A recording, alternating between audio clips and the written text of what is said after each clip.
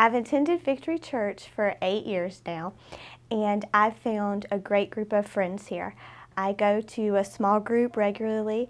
I've started working with Circle J during the summer, and I recently started working with Extreme Team, and I've also been on a missions trip with Victory, and I feel like I finally found a place where I belong. This past summer, on June 27th, I was sitting with a friend eating breakfast and we were just talking, and I started to get a weird pain in my tooth, and it went to my jaw and the back of my head.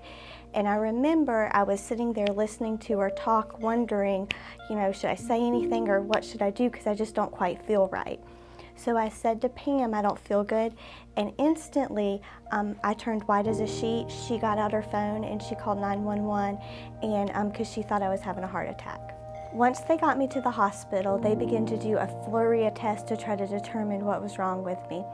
And it was around lunchtime, so Pam and everyone left to go get something to eat. And I remember I was laying there by myself with my eyes covered, and the doctor walked in, and I remember him saying to me, "You just had a brain aneurysm."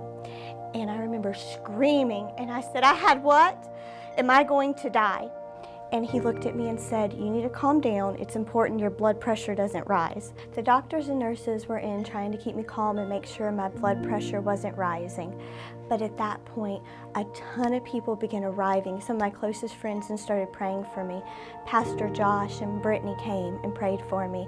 Laura and Kristen from my small group showed up and started to pray for me. Pastor Teresa was on a missions trip, and they contacted her. Her and her team began to pray for me.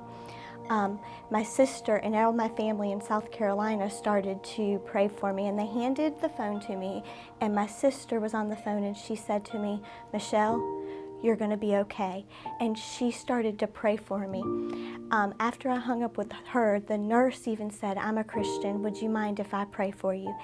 And the number of people that really just began to pray for me right then at that moment was overwhelming.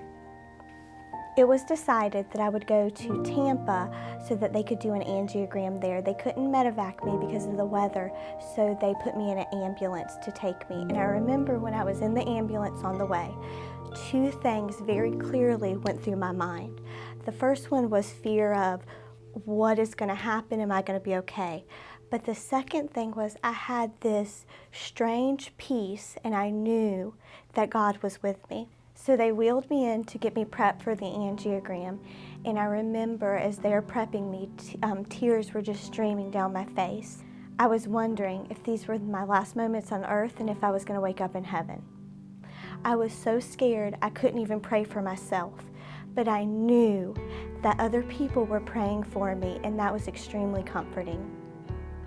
After the angiogram and I started to wake up, I remember everything was kind of blurry. I was really unsure of my surroundings, and I really started to hyperventilate.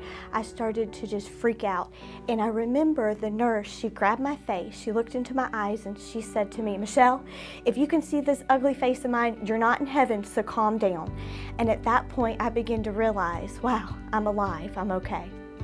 I managed to squeak out, "What's wrong with me? Am I okay?" And I remember I heard a voice say, "You're fine. There is nothing wrong with you. We found absolutely no cause for the brain bleed." I stayed in the hospital for 10 days, and on July 6th, I was released to go home and recover. And through the summer, it was a very difficult recovery process. But on February 18th of this year, I went back to the neurologist, and I'll never forget the words he said to me when he walked into the room. He said to me, "How's my favorite patient doing? The girl that could have died or needed major surgery, but my friend, I did nothing for you, and you no longer need to come back." And I remember thinking, you did nothing for me, but God did everything. I'm Michelle Hunt, and this is my resurrection story.